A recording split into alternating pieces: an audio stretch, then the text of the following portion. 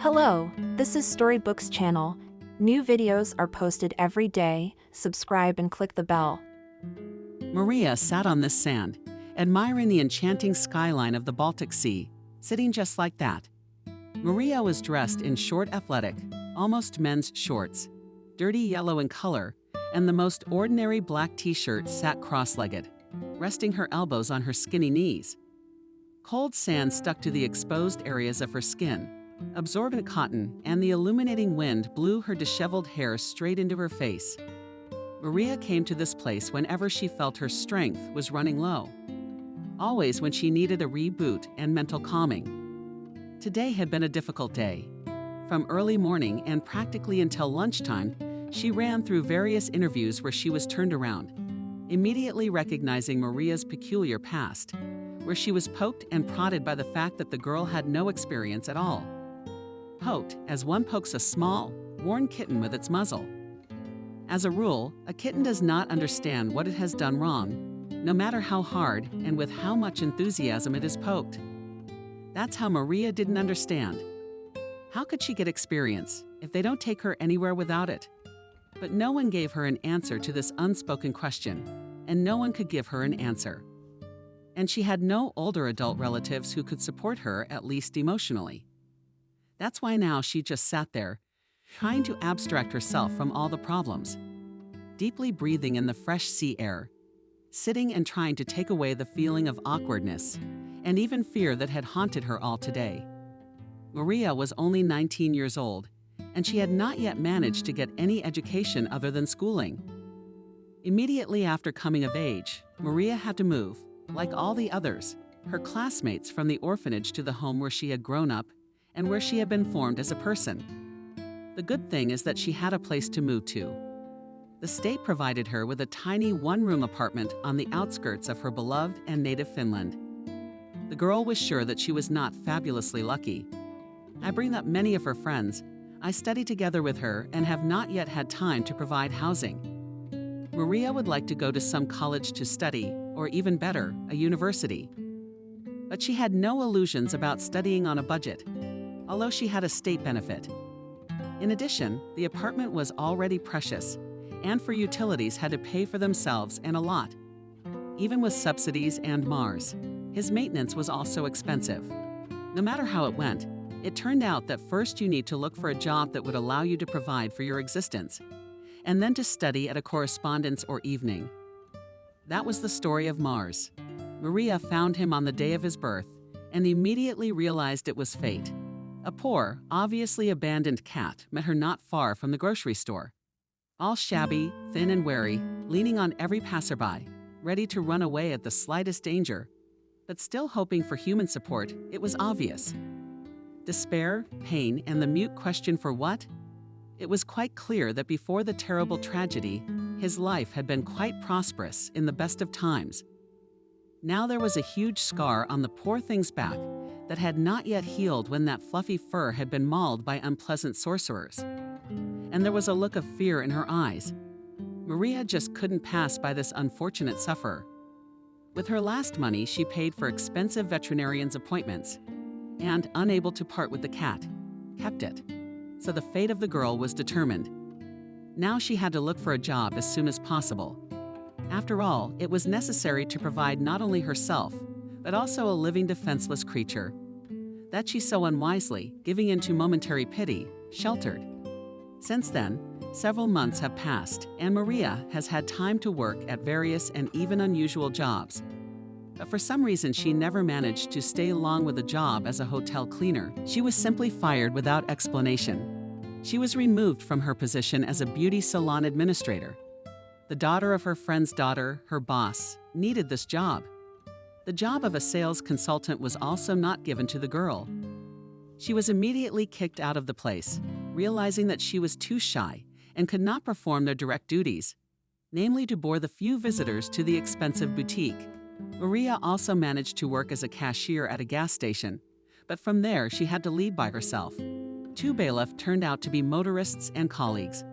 And the night shift in general, the young graduate of the orphanage had real problems from work. Today could have been no different from the previous day. But a miracle happened. and Maria was hired for a new job. Sitting now on a deserted beach, she still remembered how nervous she was at today's interview, how stupidly her eyes ran, and how she didn't know where to put her clumsy hands. And it came out like this. Since the morning of the escape, half the town already desperate, Maria skillfully took to her last interview, not even hoping that luck would suddenly smile on her. She was going to try out for the position of a waitress in a small coastal cafe. The girl had no experience in this capacity, and barely seeing the menacing look of the elderly owner of the establishment, she wanted to leave without starting the interview. But the hoarse lord of the voice stopped her halfway. "Would you care to open your pretty mouth and explain to me why I should hire you? Considering you've never held your nose in your life, what did you expect when you came here?" The owner of the cafe asked sternly. He was a short, thin old man. His bright blue eyes were hidden behind thick gray, wide eyebrows, and thin pale lips were almost invisible from behind a lush mustache. "I'm just looking for a job." "I'm sorry," Maria replied modestly and sank her gaze. She was already on her way out of his office. My hand rested on the round knob, and the only thought going through my mind was, God, genius. Just get out of here. Busy. The old man smirked and folded his arms across his chest in a closed posture, not expressing anything good for the interlocutor. Isn't there any more suitable job in this city for such a young and beautiful girl? I clearly indicated vacancies with at least a year of experience. Maria blushed deeply. "Oh, I'm sorry, I didn't notice. It's just that I've already gone through all the websites and newspapers with vacancies. This is my 6th interview today. I'm sorry again for bothering you." She grabbed the doorknob again. But he didn't let her go again. There was a twinkle in the man's eyes. It was either interest or indignation. "Why do you need a job so urgently? Don't your parents help?" The girl, still holding herself by the doorknob, unconsciously pressed it even harder. "I don't have parents. I grew up in an orphanage." She looked at him with some challenge, as if to say, "Well, now you know everything, you can finally send me away." The cafe owner frowned. "Is that so? Well, in that case," he rose from his table. "In that case, how's your learning curve, baby? In a week you can figure out this job wide-eyed." The girl glowed with happiness. "Yes, of course, I'll try my best." The sullen old man suddenly smiled warmly. "Well, that's good. My name is Nick. I'll see you tomorrow morning at 8 o'clock. I'll show you around, tell you all about it. The waitresses will help you with that too. You owe me your passport, medical, and employment records. Do you have it?" "Yes," nodded a completely happy Maria. "Of course I do." She gave the old man the most radiant smile she was capable of. And it was as if he had changed from the evil mutterer whose grandfather had no trace of him.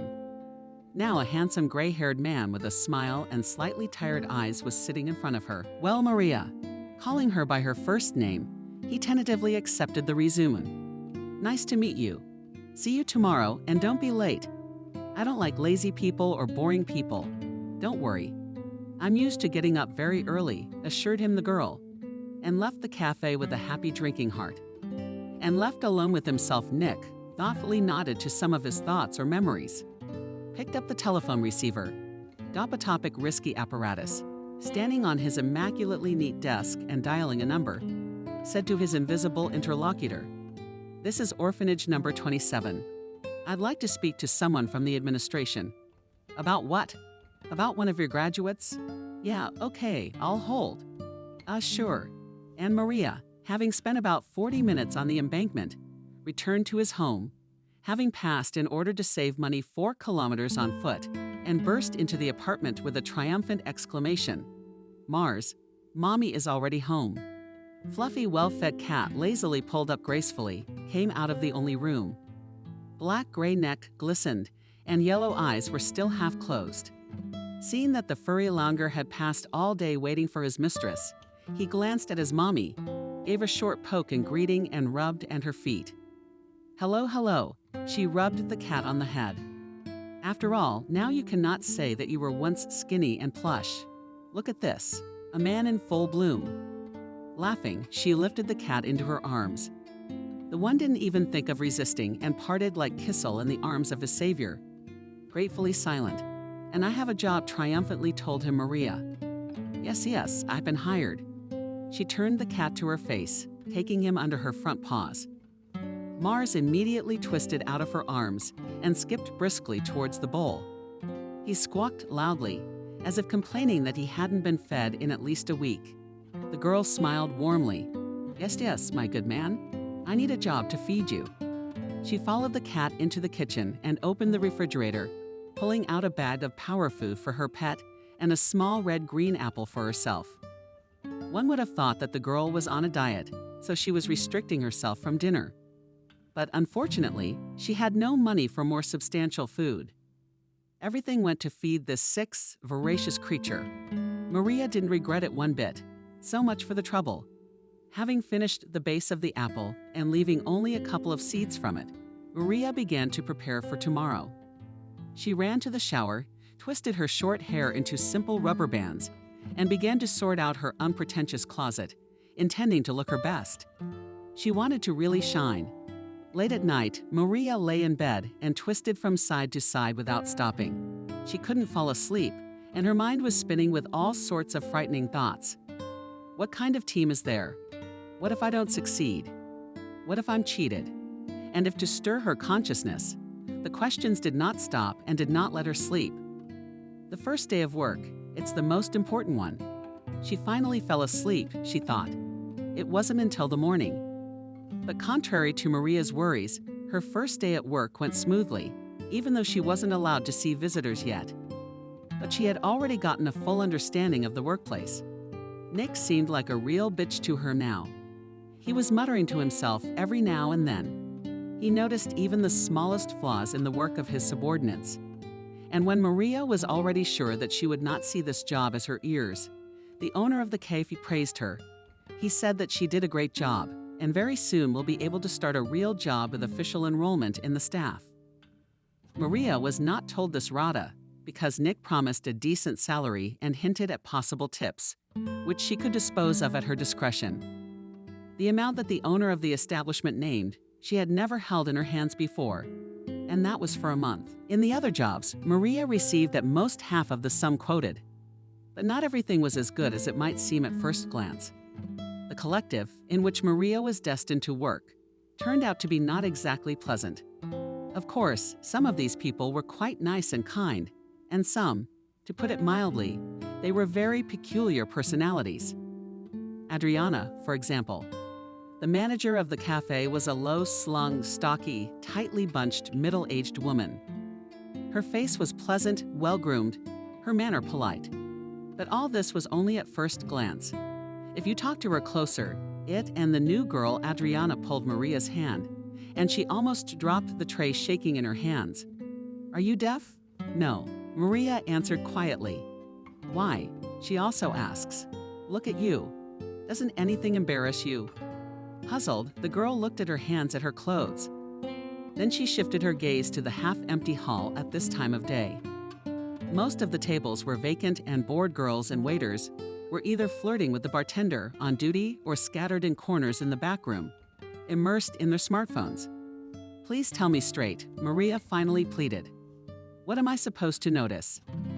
Adriana rolled her eyes due to her small stature.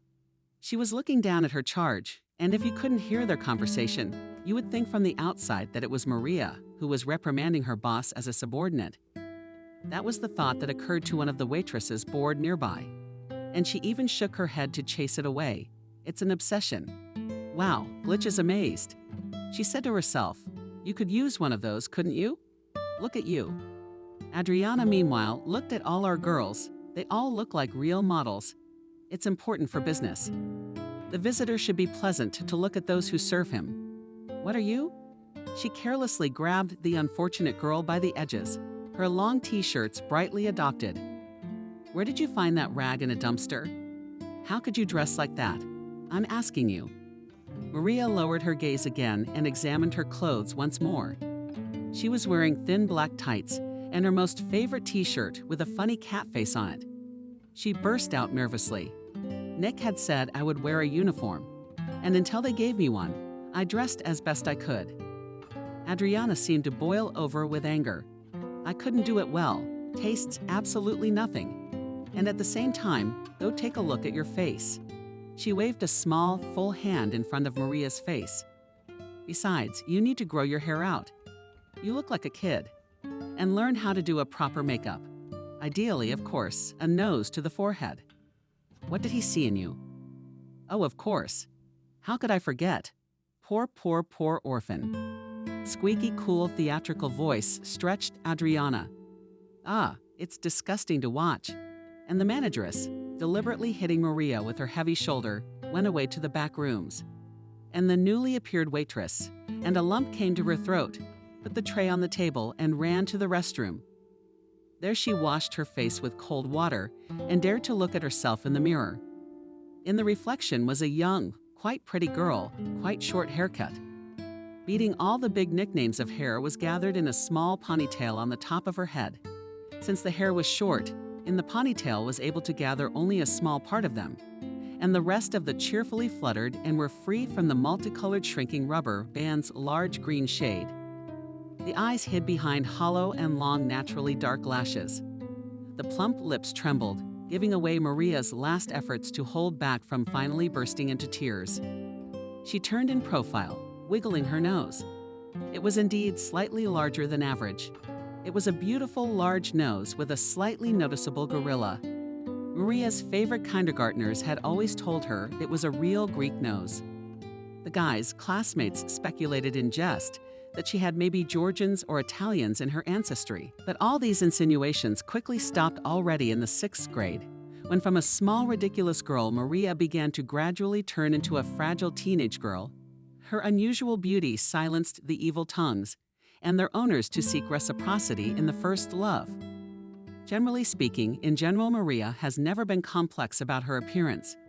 But today, after all the harsh words Adriana had said, she wasn't sure that she was really beautiful. Well, or at least just pretty. And that t-shirt god, what was she thinking? Maria shook her head and chased the horrible thoughts away, and resolutely walked out of the restroom into the narrow hallway. She immediately bumped into another waitress. Oh, Maria, I'm sorry. Thank God, it was the most ordinary, simple, and without any special pretensions girl. From the looks of it, she was a little older than Maria herself, and there was nothing in her appearance to catch the eye. Just an ordinary, rather nice girl. Nothing. And you, I'm sorry, let me remind you what your name is. Maria tried to smile across the morgue at the blush in your eyes, Emily. The girl smiled amiably. It's not a big deal. Don't take offense at Dasha. She is not like that. And most importantly, do not be afraid of her. She's just a little mean. She has a complex because of her height. I'm not an easy fake, you know. Yes, Maria nodded. Thank you. I understand. You should. Emily perked up. You know, maybe we could go for a walk after work, and I'll call Molly. She's a waitress too, and she's smart, remember. If you get the job, we'll work the same shift, the 3 of us. She tilted her head to the side and squinted her sly eyes. Sure, I'm all for it. Maria looked at her new friend gratefully. Listen, can you show me everything here and explain it to me properly? I don't know who to turn to. Nick seems to be in a bad mood. Emily laughed today, never in a bad mood. Of course he is. Come on. She took Maria under her arm and dragged her into the large kitchen. There Maria was introduced by the cook to the various technical staff and finally to one of the bartenders who had come here for a snack. After the shooting, each of the employees here was supposed to have a hot lunch. And if like this, Alec tried to be close friends with the kitchen, one could not worry about his food at all. Maria noted to herself that not everyone here was happy about the addition to the team, but there were no more like that horrible Adriana. Maria breathed a sigh of relief. It was better that she was not noticed at all than to be noticed and biased. Otherwise, apart from this incident, the day had been quite fruitful. At the end of the shift, 3 young girls were walking along one of the city embankments. They stopped at a small stall with ice cream and bought some for themselves. Maria, citing the fact that she does not like sweets at all, did not buy herself a dessert. In fact, she simply did not have money for it, and she was ashamed to admit that she was starving. They sat down together on a bench with a beautiful view of the water and began to talk animatedly. Well, tell me about yourself. Where are you from, and what are your hobbies? Why did you decide to work with us? Emily licked her ice cream with one eye, looking at her new colleague. Oh, I don't know what to tell you. I am the most ordinary. Maria answered reluctantly. Born and raised here. Why did you take the job? Wherever they took me, that's where I got a job. She smiled a little. I always wanted to be a marketer. Advertising, the service industry, has always been interesting. So I wanted to learn how the business worked from the inside. Molly, sitting on the very edge of the bench, lazily raised her voice. Then why didn't you go to school? Why didn't you go to school? Molly was older than the other girls. Tall, slender brunette. Dark eyes looking at the world distrustfully, and at her friends looking down on her. Maria squirmed involuntarily. She was embarrassed. Turned away from her new friends. There is no possibility, she muttered. That's why I need money to work at once. But the opportunity is always philosophical, said one, taking out of the pocket of his coat a pack of cigarettes and a lighter. When smoking with Riva, eyes sighed. There would be a desire and brains, she grinned. With brains you can even enter on a budget get any kind of scholarship. Yes, but I have to pay the rent. And I have a gluttonous cat. In general, it's all hard with sadness in her voice, said Maria. Emily came back into the conversation. Almost partitions in the play with their ice cream. But still, what kind of a good soul is our chief? No offense, Maria, but you're not doing a very good job. I mean, work-wise. And Nick took pity on you for being so inept. He's so hard on the others, though. Emily giggled. But please don't take offense again. Molly commented strangely and looked at poor Maria with a sidelong glance. It gave her goosebumps. Why did he take you on so quickly? I remember when I was setting up on my own. It was hell. He's a real pedant in our neck of the woods, and he needs experience, skills. Yeah, he even chases the cleaners around like they should be scrubbing floors and prepping the ore. I wonder why he's so attracted to you. Not to enlighten us in confidence, she turned to Maria and perhaps accidentally, or perhaps deliberately released a cigarette smoke right in her face. Non-smoker. Maria immediately coughed and waved her hand, chasing away the nastiness from the morgue. I don't know. She shrugged off the cough. Maybe she saw potential in me. Don't be ridiculous. Molly glared angrily at the girl. You live with your parents. Why do you pay the rent? Maria answered, trying to make her voice sound more confident. No, I live alone. I have no parents and no one. I'm on my own. Oh, Molly stretched out.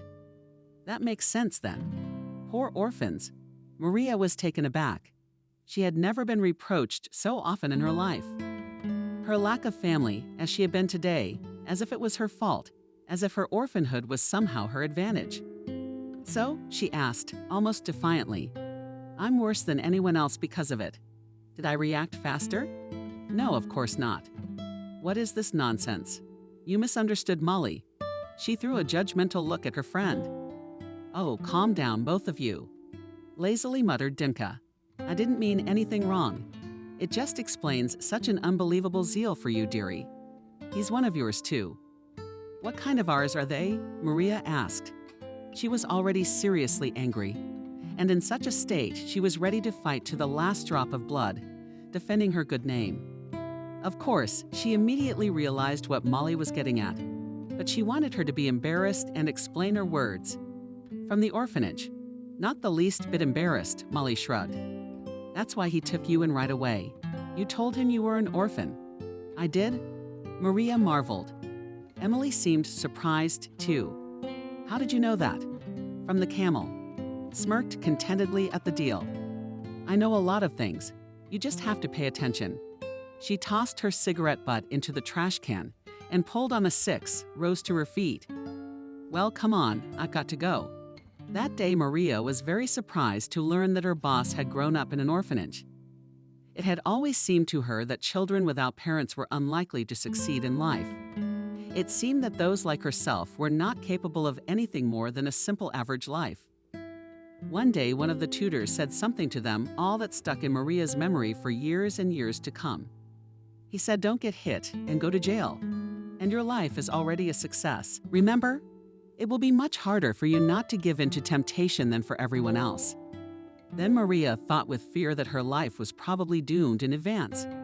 She stopped dreaming, lost her youthful hope for a beautiful, bright future, and her only goal remained this very night to sleep.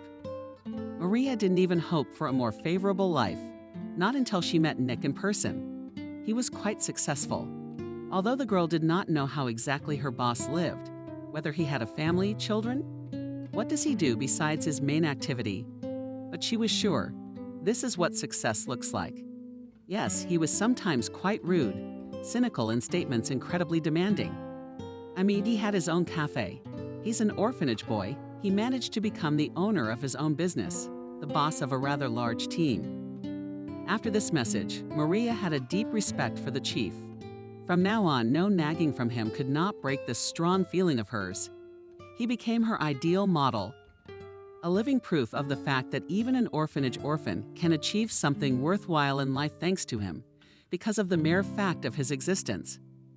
Maria had a purpose in life again. I have a dream that someday I'll have my own place. Yes, I will. Maria thought to herself.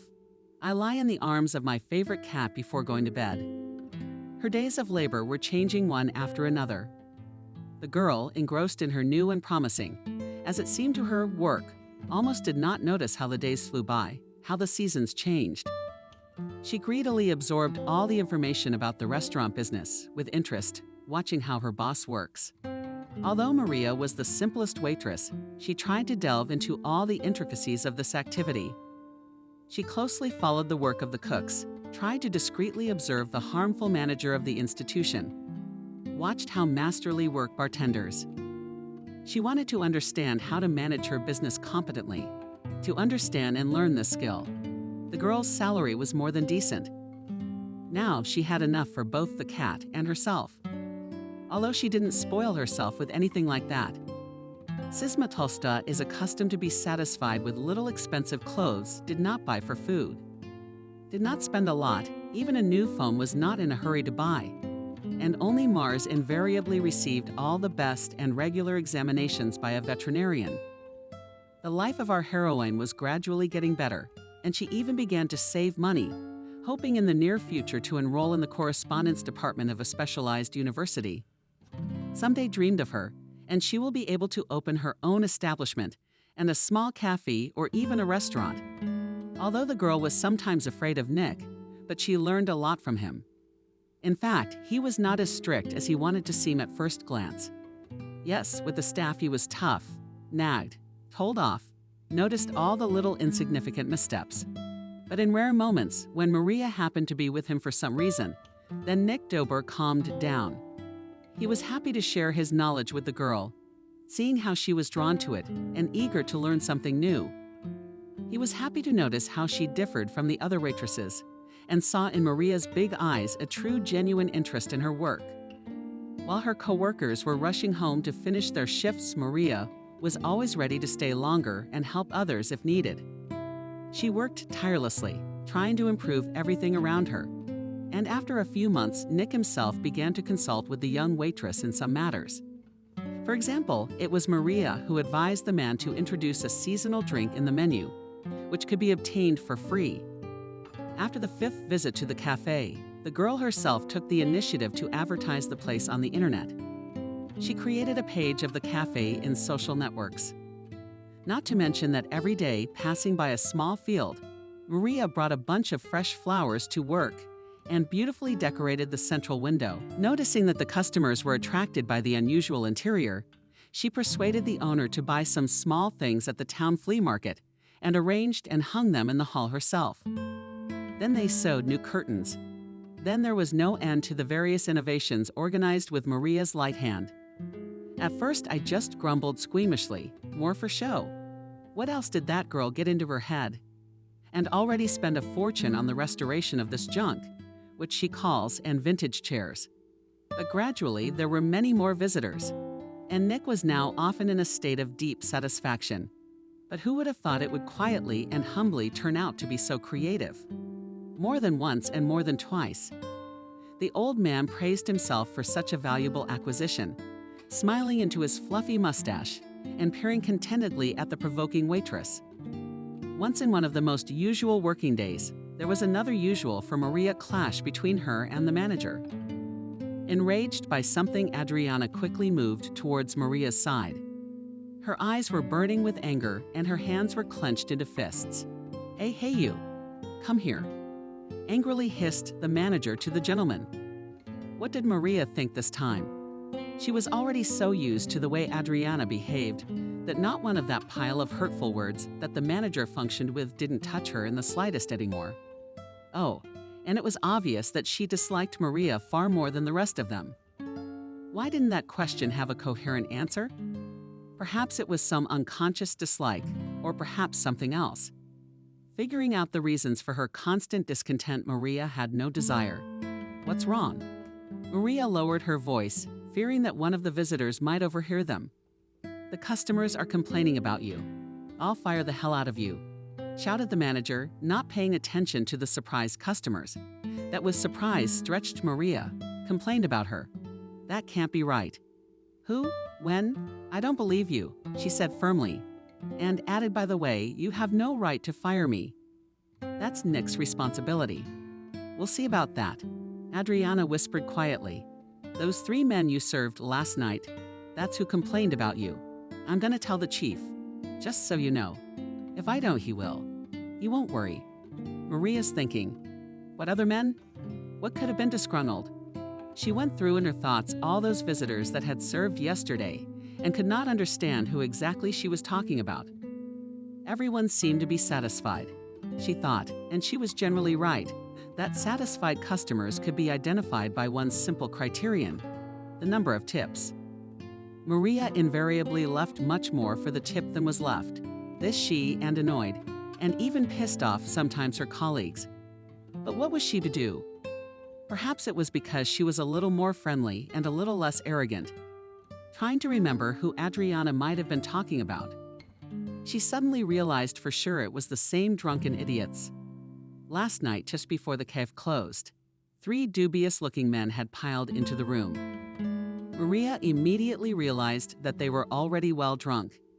It was noticeable not only by the stellar behavior of the men, but also by, respectively, the ambergris that emanated from their warm company. And yet Maria, putting on a friendly smile, approached their table. "Good evening. Are you ready to order?" The drunkest of the party, and obviously the oldest of them, stepped forward. "Get a Coke and a drink, and hurry up." Maria covered her eyes, trying to regain her former friendliness. "What exactly can I get you?" She reached over to the menu on the table to open the page that listed the alcohol available. "Pick something specific, and I'll get it to you in a jiffy." But the man poked at random at the menu and got married, if you will. Maria smiled dazzlingly and was about to move to the coffee bar, and suddenly received a very sensitive slap from one of the customers just below her back. In addition, he once again shouted after her at a run, and loudly and completely horse-like barked. Maria, dumbfounded by such insolence, remained silent and hurried away from the table to a safe distance. She flashed with indignation, went to the bar, and said to James Berman, "What kind of assholes are these? I hate them." The guy, not at all distracted from making cocktails, and stretched in response. Yeah, it happens." And Maria continued to resent him. "And we don't have male waiters. What am I supposed to do? I don't want to serve them." She looked hopefully at her colleague. "Maybe you served them." "Oh no, baby," James said. "I'm not that kind of guy. You'll have to do it on your own." Maria frowned and took a deep breath. She took the order for the unpleasant men, and trying not to show her anger, went back to the table. For the next hour, the tipsy customers drank again and again, and it seemed that there was no end to it. They were making noise and behaving in a completely inappropriate manner. The girl even managed to regret that the institution works until the last customer. It had been her idea, but all things must come to an end. When the drunks asked for the bill, Maria was overjoyed. "Well, go away," she thought to herself with relief. Leaving, one of the drunken men called the waitress again. "Hey, honey, come with us for a walk. But don't say no. I don't like to be refused." He smiled predatorily and approached Maria almost closely. poor thing was immediately infected by the thermonuclear smell of alcohol from his open mouth. She instinctively almost vomited. "No, thank you. I need to go home." "Not without me, bitch." He grabbed Maria's arm roughly. "Let's go," I said. Maria stared helplessly. Unfortunately, there was no help from anyone. James was cleaning glasses with a serious face. All the other girls had long since gone home, screaming for help. Maybe a kitchen worker from the street would stand up for her. But he's not here right now either. And Maria, not knowing what to do, blurted out the first thing that came into her head. "Oh, yes, of course. All I have to do now is close the shift." She overpowered as best she could both the nastiness and the feeling of nausea, smiled at her abuser, and twisted out of his flexible clutches. Now, just a moment, freed, she took a couple wide steps back and quickly headed for the back room. The man shouted after her, "We're waiting for you outside." Disgusted, she laughed. He left the place with his buddies. Maria was finally able to breathe. She huddled in the furthest corner of the back room, leaving James to close up the place and do all the evening formalities. And only an hour later, having made sure with the help of the surveillance camera that the horizon was clear, left her hiding place and hurried home. "Hello. Over." Adriana waved her hand in front of the face of the negligent waitress. "What are you thinking about? Are you ashamed of yourself? I repeat, you are being complained about. You're closer to being fired than ever." Maria, waking up from her long thought, politely replied, "You're talking about those drunks. What didn't they like? They certainly left happy." "What are you talking about?" "This afternoon, they came back disappointed." "Adriana." The voice sounded viciously aggressive.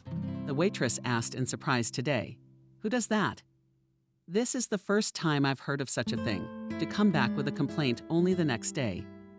Today, Adriana teased his charge in the nastiest voice possible.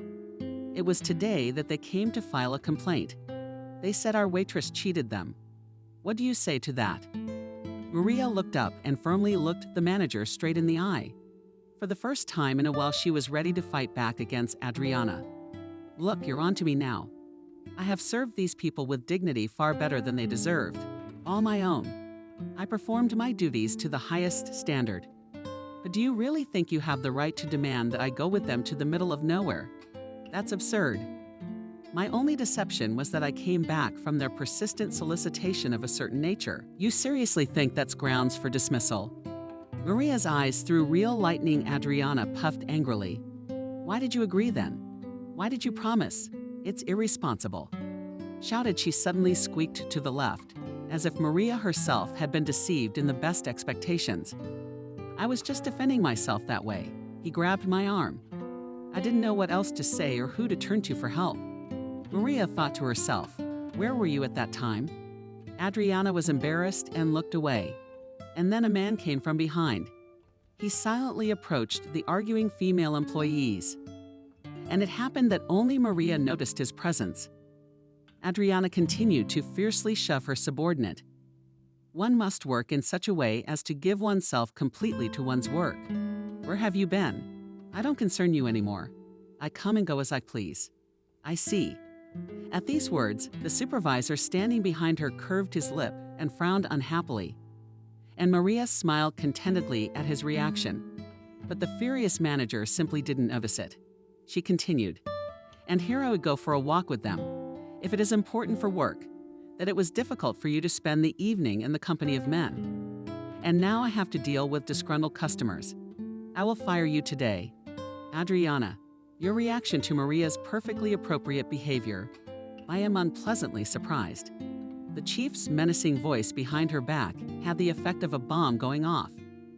Adriana did not expect such a turn. She almost jumped and turned around sharply. Nick was speaking slowly to her. "It is important for our work that the manager of the cafe is always at his workplace. Besides, Maslov has no drunken visitors, and even in such a shameful way. What you propose to perform, Maria, is not exactly our profile, and they shouldn't have been allowed in the establishment at all. You were the one who should have been selecting the guards a week ago. Isn't that what we agreed to at the last meeting? But I can see Maria did just fine without you. I'm thinking more and more often. The chief paused deliberately. Adriana pulled her head into her shoulders and stood as if at bat, waiting for him to continue. More and more often I think that she would have been much better. And the manager finished the chief and looked meaningfully into her eyes. The astonished Adriana opened her mouth and darted her eyes in surprise. Unable to respond to such a tirade, but a few seconds later she just burst into tears. Of course, Maria, you always protect your own. She's the unfortunate one here. She put her fingers to the corner of her eyes, imitating a child's crying. Keep pitying that little chicken. As for me, I'm leaving this rotten hole immediately. She threw the folder with the new menu she was holding and rashly rushed out. Nick frowned in his usual manner and then looked at Maria, who stood, frozen in shock, and grinned. Events seemed to be moving much more quickly than I had anticipated. Oh well, as they say, it's all for the best. The chief left Maria completely bewildered, wondering what would happen next, and retired to his office. Here he sank heavily into his chair, stroking his mustache thoughtfully. He had been thinking for a long time that Adriana should have been fired. In the first place, he suspected that the yard manager was howling for change from the till. And secondly, that horrible temper of hers and the way she behaved with her subordinates. How many good employees had already left who worked with her? Really? Adriana worked at the cafe for years, and at first he was very satisfied with her. The old man thought deeply. Nick could seem any way he wanted: cynical, picky, overly pedantic. But he had never been cruel or unfair to his employees, and his sullen style, his aloofness. In him nurtured one terrible incident that happened in the distant past. In one absolutely not beautiful day, a young and promising businessman lost his entire family in a car accident. The plans to spend a quiet weekend with his wife and 2 children at the country house failed miserably. When Nick received a call from one of his business partners informing him of a sudden change in his business schedule, he had to cancel the trip, and he assured his wife that he would come the next day by train.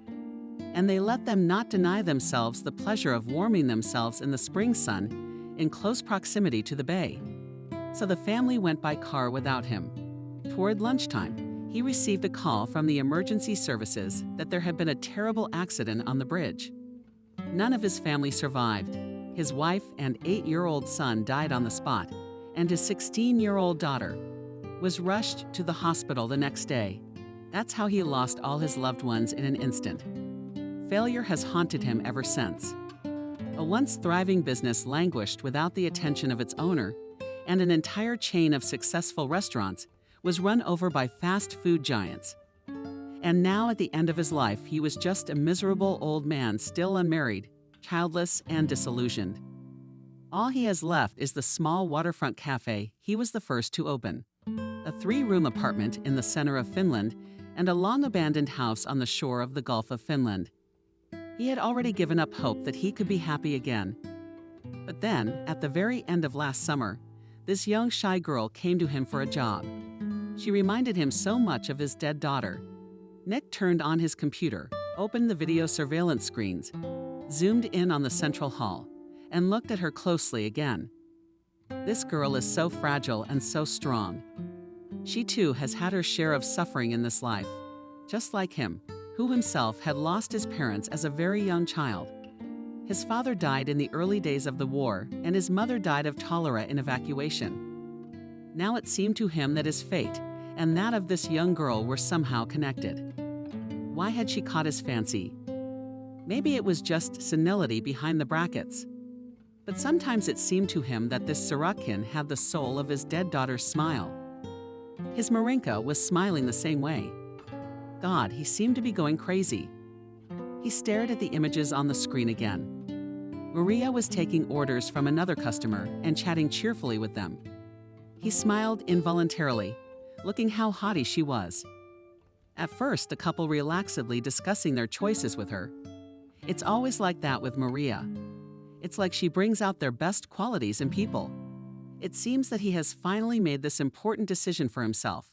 Nick turned off the computer, stood up and headed downstairs with a firm step. Maria finally had the day off today. She decided to spend it the way she had long ago planned to spend the whole day in bed, cuddling Mars. And now she was lazily lying in a pile of colorful pillows, stroking her big cat, occasionally falling into a shallow, pleasant sleep. She was snapped out of this marvelous pastime by a sudden phone call. It was the chief himself. What could have happened? She quickly answered, frantically jinxed again. "Hello, Maria. Good afternoon." No distractions.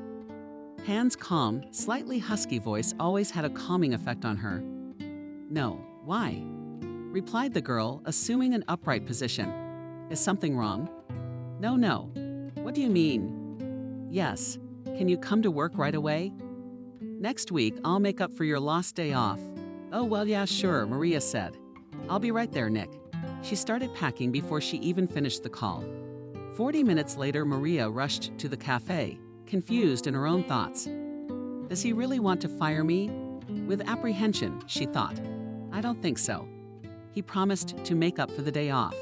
She walked inside, nodding her head to her coworkers. Passing Emily stopped the girl on the approach to the office of the boss. "Why are you here?" the waitress asked, surprised. "You have the day off today." "I don't know myself. Nick called me, said it was urgent. I don't know what to think. Why are you like this? Is something wrong with you?" Concerned, I asked Maria. "So you don't know yet?" Emily raised her eyebrows. Adriana was fired. That's what. Can you imagine? We're all on pins and needles today, just in shock. She's conspiratorial, lowered her voice. The girls are whispering, saying there's a terrible change coming. Seems our old man's out of his mind and wants to fire everyone. I think he's closing down his business. Or something like that, I don't know exactly, but there's definitely something going on. She grinned nervously. Well, we don't know that for sure. I'm afraid he's called you in to fire you too. The law says you have to give them 2 weeks' notice. Too bad we just became friends, she said in a high-pitched voice. All right, well, good luck. I'm off. In the meantime, she fluttered down like a frightened bird. Maria panicked. His knees shook, and his mouth instantly went dry. Having failed to regain at least a semblance of calm, she timidly knocked and entered the chief's office. "Nick, hello again." "Hello, Maria." He said it a little too sweetly. Surely now he will say that he is sorry, but he has to fire me. Maria's mind raced. She tried to restrain herself, but all the emotions were reflected on her sensual face. "You don't look so good today, do you? I must have pulled you out for nothing." "My bad," Nick said. He made her even more upset. "Here's what I wanted to do." He sighed. "Maria, tell me, do you like working?" Maria felt as if the ground had gone from under her feet. She turned even more pale and visibly nervous and replied, "Yes, very much. It's my best job. I am interested in the food service industry and me. I am just happy to work for you." The cafe owner smiled. "That's a good thing. But I guess you wouldn't want to work all your life as a waitress, right? There are other opportunities in life." Maria didn't know what to say to that. She was ready to fall to her knees, cry, do anything to keep him from firing her. No, I don't want to leave. Please, I'll work as long as I have to. Don't fire me." The girl blurted out in her heart and cried. The old man's thick gray eyebrows crept upward. "Maria, what are you saying?" "I didn't mean to." "What made you think that?" He rose from his seat. "All right, it doesn't matter. But don't cry, don't cry." He awkwardly stroked her shoulder. "Anyway, in a nutshell, Adriana doesn't work for us anymore.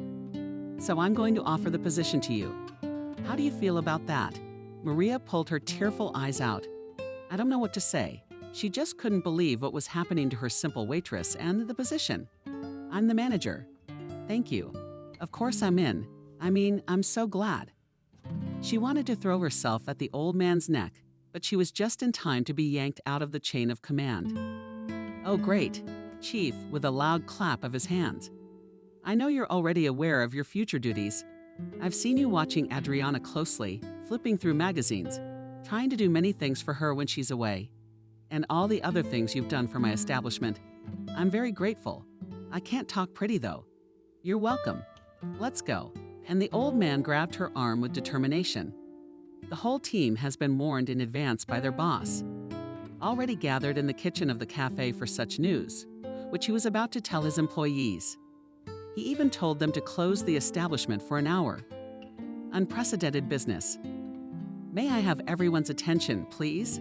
The chef has raised his hand in the air. I'd like to introduce you to our new manager.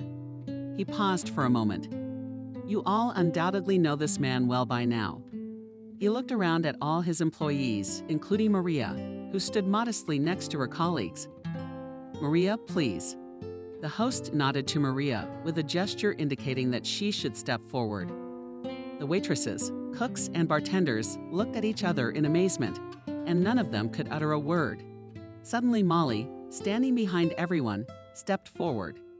Congratulations, she said with a slight irony, looking at Maria, as if she were seeing her for the first time. We had no doubt you'd be the one to get the top job. Well, it's an interesting choice, especially considering that you've been working here for less than a week. Nick gave his ward a stern look. Molly, you're not happy with my decision. Yes and no.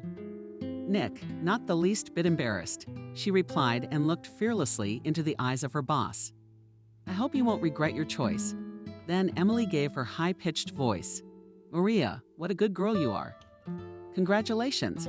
She smiled radiantly at her new boss, but in her voice you could hear unconcealed envy. And Maria smiled indignantly. Now her employees were already congratulating her. She answered them mechanically, but she did not feel any joy. She understood perfectly well now that she would have to replace Adriana, who had been fired. It would not get any easier.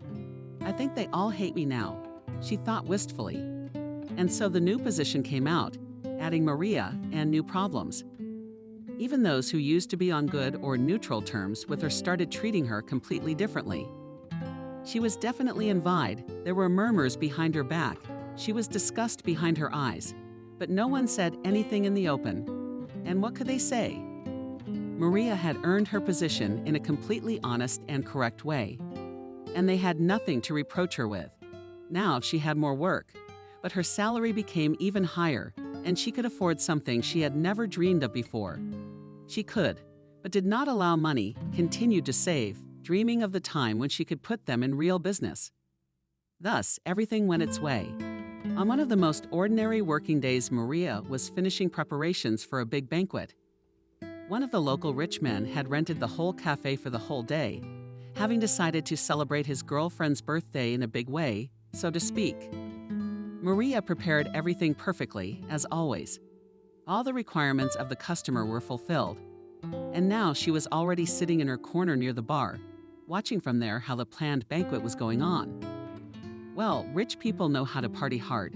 She reasoned with mixed feelings, and had just reached for her cup of coffee, which was slowly being pulled up and in the process, when one of the newly hired new waitresses ran up to her. Maria, Pipsqueak, blurted out a young girl named Lyda. Is that your name there? Why do you have to say that all the time? Maria wrinkled his nose. What else happened there? Lyda guiltily lowered her eyes. I accidentally doused a client with champagne. Please forgive me, I really did, accidentally. Maria sighed heavily. Well, okay, I understand, but please be more careful from now on. Lyda smiled gratefully. Thank you, Maria. I'll do my best. Maria counted to 3 and headed in the direction of the disgruntled customer. Figuring out who was who, the victim was quite easy. It turned out to be a young and very handsome man in a white shirt absolutely wet with champagne. His face was skewed by a disgruntled grimace, and his hair emphasized his dark and shiny eyes. Maria suddenly caught herself thinking that she liked him. She restrained herself. She found time and approached the young man. Good evening. I'm Maria's manager. We have already met when you ordered a banquet from us. You wanted to see me? The young man's stern look softened when he saw the manager, and Maria smiled broadly. Why don't you watch your waiters? Look what that girl has done. He spread his arms wide, pointing to a large wet champagne stain. Oh, if you'll excuse us. She's just had a nervous breakdown at work recently. The result. As a compliment, please accept a small gift from our establishment. Maria turned around and made a sign to the waitress behind her. And she, smiling dazzlingly, served a bottle of the best champagne in buckets with ice. Maria smiled too. We will replace the waiter, of course. The girl will be interviewed and punished accordingly. I guarantee it. The young man hummed in response. All right, have it your way. He leaned back in his chair with his hands behind his head. I'll have a new shirt delivered right away. In the meantime, let's go out in the yard for a smoke. There we'll discuss how to correct this oversight. He suddenly winked playfully at Maria. I do not smoke, but I would love to breathe fresh air with you. A couple of minutes. Maria smiled politely, reminding herself mentally that the customer is always right, especially the one who rents all establishments for an expensive party. Barely the young people were in the fresh air. The guy lazily and defiantly reached out to spread his arms in different directions. Once he, as a zealous horse, led wide nostrils, greedily gaining air into his lungs, and took out of his pants pocket an expensive cigarette case. Maria shuffled modestly from foot to foot. It was slightly awkward for her to watch him, being so close. She was the first to start the conversation. You wanted to talk about something, didn't you? Can I get you something else instead of champagne? The guy smoked a cigarette and exhaled a puff of smoke right in the girl's face from the clear smell. She was getting angry, and he laughed.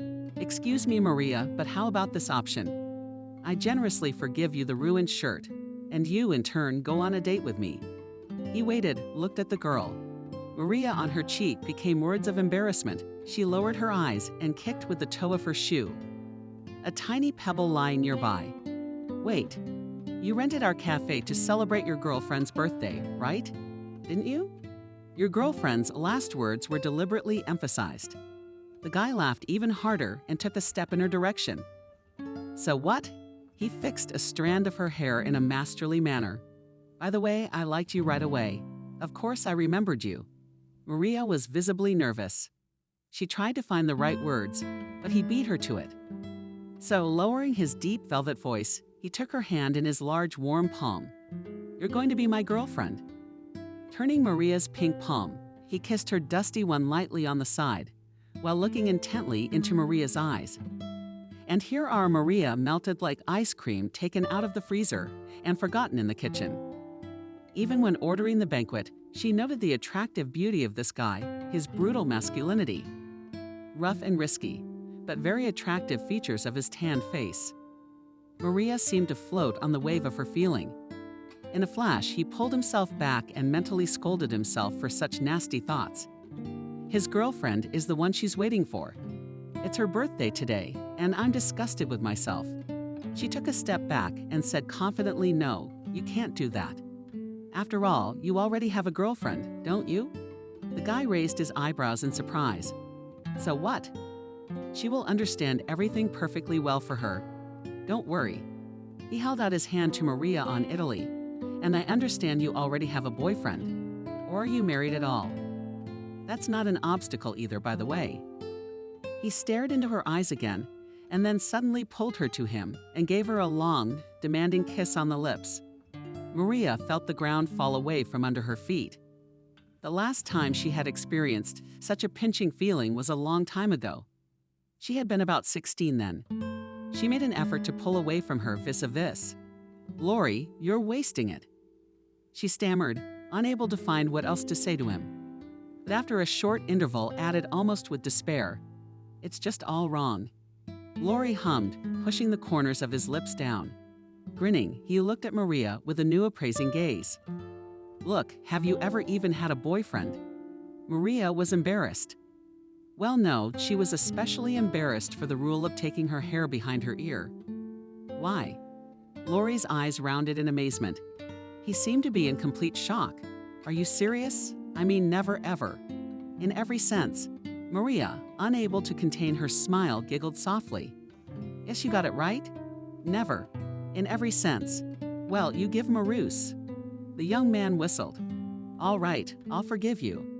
I mean for the ruined shirt. He squeezed the cigarette butt between his index finger and thumb and deftly thumbed it forward into the darkness. A jerk. Olenka's waiting for me. He smiled again, showing perfectly straight white teeth, and disappeared behind the doors. Left alone, Maria took a deep breath, gathering her courage to return to the banquet hall. When she stepped inside, she found Lori already cradling the birthday girl to his chest. Maria was pricked by some new feeling she had never experienced before. Was it jealousy? She began to berate herself again in her own thoughts. Fool. What a fool you are. Suddenly, the ubiquitous Emily appeared from behind. Who's handsome? And he's loaded. Too bad he's busy. Dreamily said the waitress. Maria jumped on the spot from surprise. Emily, why scare her like that? Emily, ignoring the question, continued to admire Lori. No, look at him. Not a man, but a dream. Oh, do you know who he is? No, who is he? Maria inquired. He's the son of one of our deputies. He's terribly rich. He seems to be out of politics, but he has a lot of money. She rolled her eyes in delight. Oh, come on, he's just some idiot. Maria suddenly blurted out. Intrigued by her friend's new look, she, without waiting for her to ask a logical question, told her what had just happened in the courtyard. And I whistled in annoyance. You're so full of it. You've gone off the deep end, haven't you? I should have said yes. No way. Maria said yes. She turned around and headed towards the kitchen. Emily from behind the family followed her, making her endless judgments. Since the day of that ill-fated banquet, several days passed, and Maria finally had a chance to take that extra day off, which the chief had offered her the day he pulled her off the couch by appointing her manager. That time, Maria decided not to lie around, to do a lot of things that had been piling up for a long time. Maria, hi. How was your weekend? On the first day of the week, she was immediately greeted by Nick. Hello, I'm fine, thank you. Went to the new store. What did they open? I just bought my cat a new house. She's got a big smile on her face, spreading her arms wide. It's huge, and it cost more than my apartment. The girl laughed resoundingly. Nick laughed back of those cats. I have a kitty at home too. Butterscotch is so cool. It's horrible. And what is the name of your cat, Barsick? Maria smiled. I found him a few years ago at the store, all sick and beggarly. It hurts to remember. The desire to help a poor stray is very commendable. I'm glad my manager has such a bright soul. I never doubted it. Maria was embarrassed by the compliment. She was even a little embarrassed. Why did her boss praise her so much? She all tensed up, preparing for what is about to say, old man, I wanted to discuss with you. There's 2 questions. 1, remember when you found those good suppliers? Well, with the meat, I lost their contacts. Maria exhaled and with relief took out her smartphone and dictated the right phone number and asked, and the second question. The old man was suddenly embarrassed. Maria first saw him like this. He walked around his office and sat down on the edge of the table, stroking his fluffy mustache. The second question, girl, you must have noticed that some of our employees, how to say it, dislike you. Maria lowered her head as if she was guilty. Yes, I have noticed. I don't know how I can change that. Forgive me, the old man rolled his eyes. Maria, I don't like your kindness, honestly. But in some moments you have to be tougher, bolder, persistent, if you will. For instance, remember when Molly asked you to fill in for her? I remember, it was a few weeks ago, the girl answered. I can literally feel it in my bones. Okay, but first of all, you're not a waitress anymore. You shouldn't be filling in for waiters, you know. Of course not. But her sister was sick at the time. I couldn't fill in for her. I couldn't help Molly out. She needed to support her sister. Nick laughed sadly dearly. Dinah doesn't have any sister. And there was another incident. Not too long ago, she sent some friends of hers on your shift. You literally worked the last week before your new assignment. Yes, the old man moved his lips to calculate the date and nodded his head, confirming his thoughts. Well, they came to me personally and praised you, calling you a terrible worker. Well, I know you're not. And I've seen these guys in the company of these guys. More than once, Molly realized they were acquaintances of hers. You see where I'm going with this? Maria raised her head, trying to push away the tears, and quietly replied, I see. I am too trusting sullenly, she summarized. Yes, nodded the old man. But it's not bad at all, and you are not to blame just in our collective.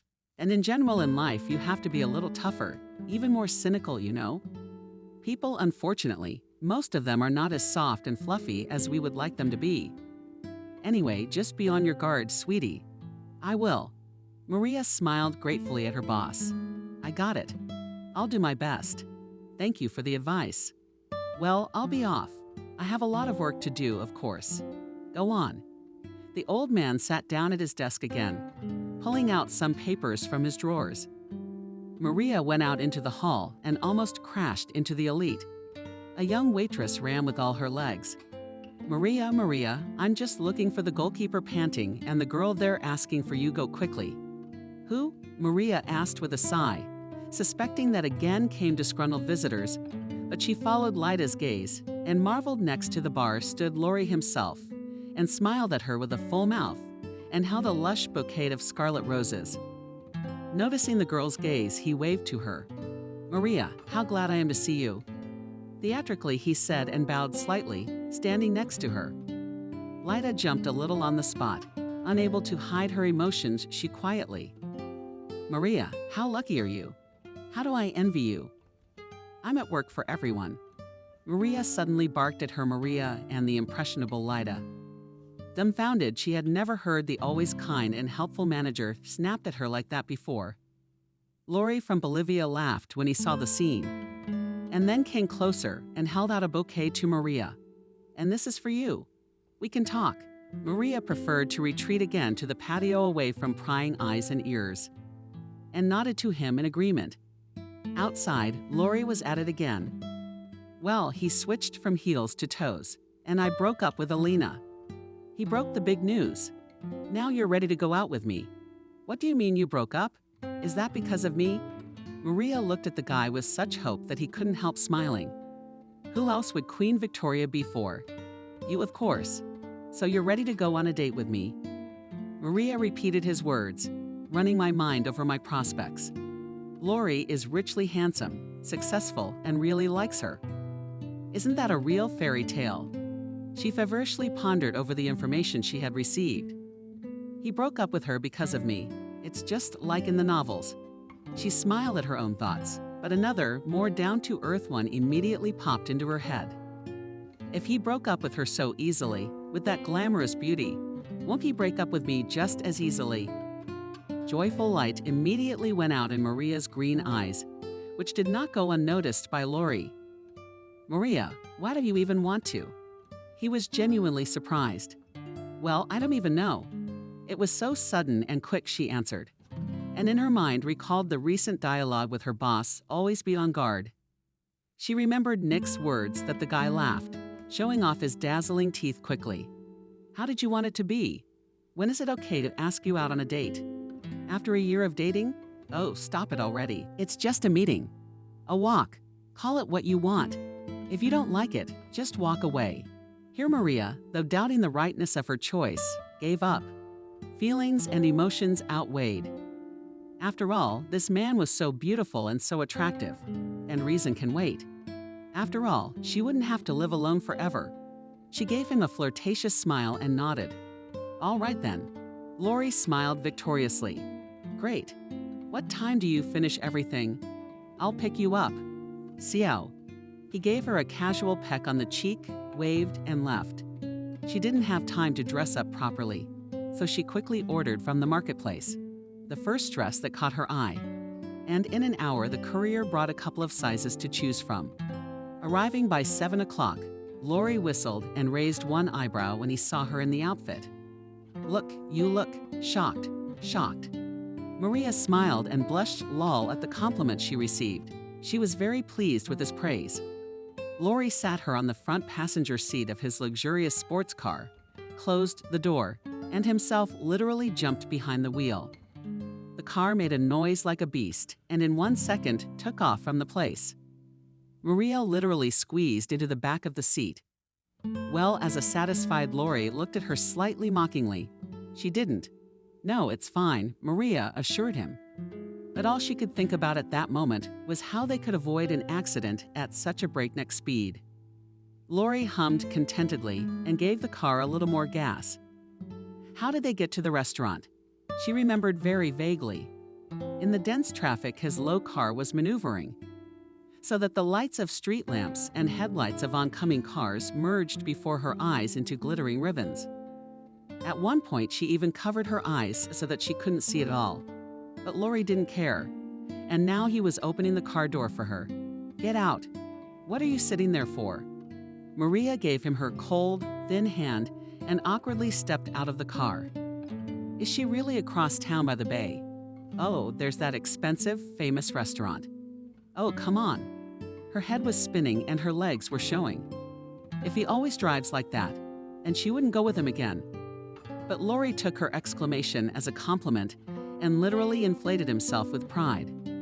Although Maggiana beast of a driver laughter, but he and let her, taking her under the arm on the marble slippery steps. It turned out to be simply gorgeous inside.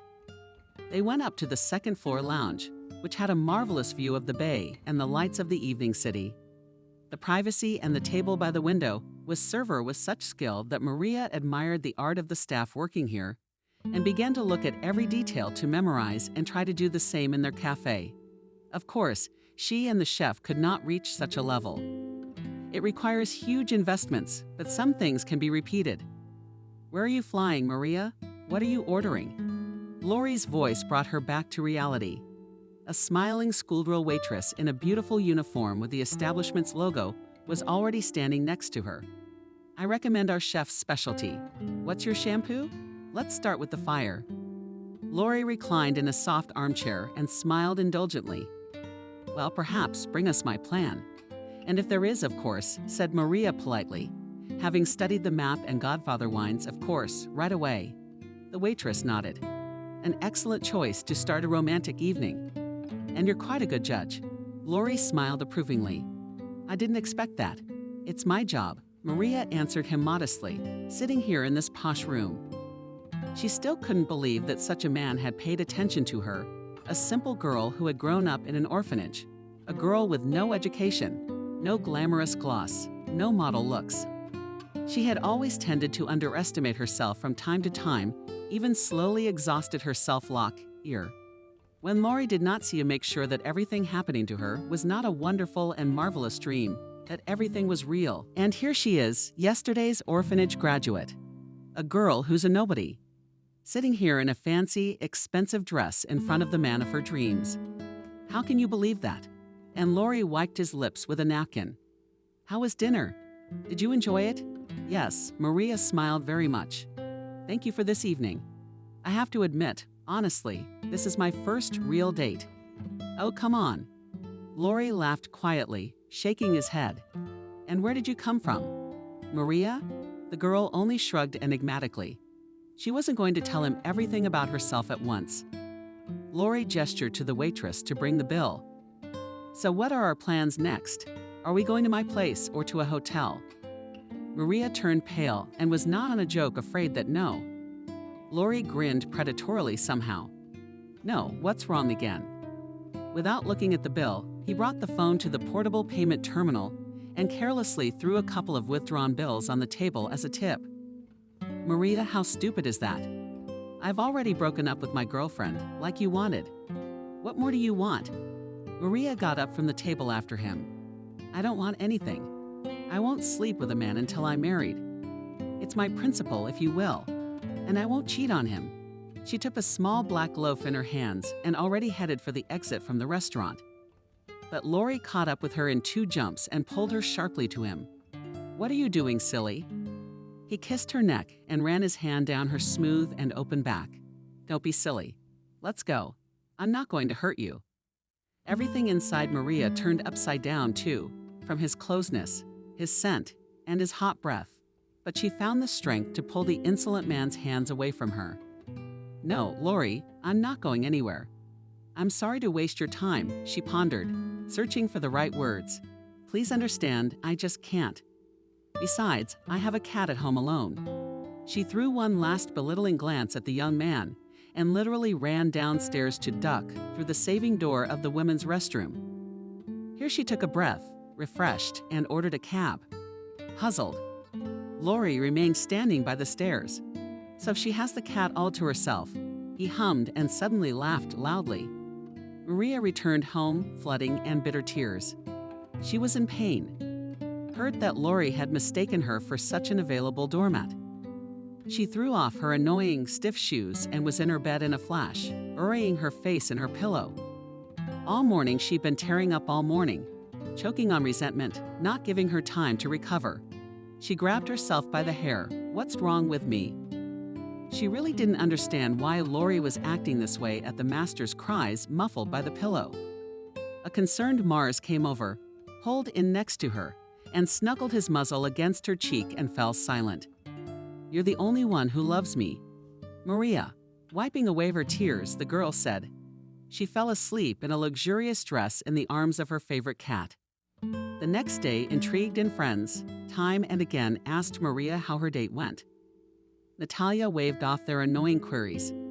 She had not the slightest desire to discuss Lori, especially since he never showed up again. And he hadn't even called back to see how she'd gotten home. It wasn't love. I summarized the results of the failed date. Maria, and forbade herself to even think about this rich bastard. In recent days, Maria spent more and more time with the chief. He paid a lot of attention to the training of his new manager. They also drank coffee together, tasting new dishes to decide whether to introduce them to the menu or not. Just chatting, discussing their favorites, strategizing about advertising and other working points. Today, Maria was coloring in Nick's colors about her next idea. Suddenly, there was an insistent knock on the office door, and without waiting for an answer, Emily unceremoniously stuck her pretty face in the open door. Maria stretched out the waitress, trying to observe business etiquette. "It's like that in there. You won't believe it." She couldn't stand it. She habitually switched to the first name. What? What happened?" The manager got up from her seat. "What happened again?" "I'm worried." "There's your boyfriend again." She giggled happily and said that yes, go and see for yourself. From impatience, she has already completely leaked into the office of the chief and pulled Maria. The girls and I are shocked. You do not even think to not be a fool and better agree. Considered all the way up the stairs as a waitress who understands nothing Maria. "Jan, stop please," she begged at last. "What should I agree with?" "Oh, now you'll see for yourself," delightedly giggled Emily and literally pushed her into the hall. Seeing what was happening there, Maria involuntarily shrieked quietly in the middle of the room. Lori stood there in a light-colored suit without embarrassing the numerous customers. Next to him was a huge basket filled with an unimaginable variety of flowers. Behind, along one of the walls, was a small orchestra. Seeing Maria, Lori waved his hand and the musicians played an enchanting melody, and he went up to her and got down on one knee. In his outstretched hand was a red velvet box. "Maria, my dear, I thought about what you said. You are absolutely right that someone like you cannot be taken lightly, so I've made a decision." In one fell swoop, he opened the box and inside glittered a ring with an impressive stone. "Will you marry me?" Sneakily, he asked. Maria froze like an ancient statue, or an enchanted princess from a fairy tale, on whom an evil sorceress has cast her terrible spell. Almost all of the available staff had already piled around, and even some of the visitors from the kitchen were interestedly peeking in, the technicians and cooks. All of them were hungry for more than just bread and spectacle. The people froze, just like Maria herself, waiting for her answer. "Maya, I don't know. I'll wait now, please." She suddenly blurted out and rashly rushed back up the stairs. "Nick." In desperation, screamed Maria, burst into the familiar office. "Nick, you're the only one. Can you help me now?" "What the hell happened?" My God, my God." The owner was alarmed and got out from behind the desk. "What is it?" He put a trembling arm around the girl's shoulders and gazed into her face. "What's the matter with you?" "He brought the ring," Maria said in a trembling voice. "Who is this rich bastard?" "Yes, he proposed to me. Now he's still waiting there. Please, I beg you, tell me, what should I do?" "I have no one else." And Maria burst into tears, burying her face in the old man's shoulder. "Come on, my little girl. I'm touched." The chief stroked her head with his rough palm and coaxed her. "You did right to come for advice, didn't you? I've lived my life, I've seen a lot. I can see right through people like that Lori of yours." He lifted her face by the chin. "You shouldn't agree," he said firmly and frowned his bones and eyebrows. "Otherwise, you might regret it bitterly later." changed beyond recognition. He spoke with such trepidation in his voice, with such evidently audible and sadness, as if he were instructing his own child. Now go and take your fate in your hands and think hard about your decision. Don't chop off your shoulder, he told her lastly. Maria felt dizzy and her eyes darkened. For a second, it seemed to her that two different beings were sitting on either side of her shoulders, each whispering advice to her. One of them was saying, "Of course, go for it, you fool. Such a chance falls once in a lifetime to let you go, and you'll never meet such a man again." And the other soberly said, "Do not jump into the maelstrom with his head. If he really loves you, he will understand everything and wait until you are ready." And here she stands again, in front of him, already visibly nervous. What did she present? He laughed, trying to hide his disappointment after her flight. "So what do you say to me? Darling, I love you and I want you to be my wife. What else do I have to do to get you to say yes?" I said it quietly. I think she saw with her eyes. The hall, frozen in anticipation. Then she looked into Lori's eyes. In them she saw what she wanted to see: boundless love, expectation, hope. "Of course I agree," said someone suddenly, as if from beside her, as if in her place. And she herself had not yet had time to realize anything, as all around shouted yea. Bitter, and a small orchestra played some bravura music. The hall simply exploded with applause. Visitors and employees smiled and congratulated the lovers. And already she has a huge ring on her finger. Lori hugs her by the shoulders, kisses her on the lips in front of everyone, and only crashed into memory unpleasant dissonance. A maliciously unpleasant stare, a day apart from that first kiss that happened on the patio. That public kiss and the shocking engagement that followed was only the third in her life. The very first, it had happened as a teenager in Maria's native orphanage. Mike, her young lover, was a peer and classmate of the girls. When did they realize they liked each other? They were both 16 years old. Teenagers were shy for a long time. But one day, burning interest and sincere feelings outweighed, and hiding somewhere in the background, the guys kissed for the first time, and then their relationship failed to fully develop. Mike left the orphanage a couple weeks after that kiss. Unlike Maria, the guy had parents, but at some point they were deprived of parental rights. And it was in that period of time when lonely and vulnerable Maria found, as it seemed to her, her man in this world. Mike was taken from the orphanage by some distant relatives, having formalized the guardianship more. Maria had never heard anything about her lover, so Lori was not her first love in the classic sense of the term. But he managed somehow to find a sensitive string in her soul kissing him, as far as she was able to analyze it, already being alone with herself. It couldn't compare to that kiss from her distant youth, but it was more confident and mature. He was a real man, the kind of man she would be like a stone wall behind. At least that's how it seemed to her. And then, in the cafe, after that unforgettable scene with the proposal and the ring, Lori suddenly pulled out some papers. "Look," he said proudly. "I knew you'd say yes. So I took the liberty and already prepared the documents for our marriage. All you have to do is to sign. The rest is up to me." He lowered his voice. "You see, I've used my connections, and we won't have to wait. We can get married tomorrow." "Well, what kind of wedding do you want?" Maria's hands shook. She scrutinized the groom so quickly. "What for? We hardly know each other. Why are you in such a hurry?" Lori frowned unhappily. "I'm in a hurry.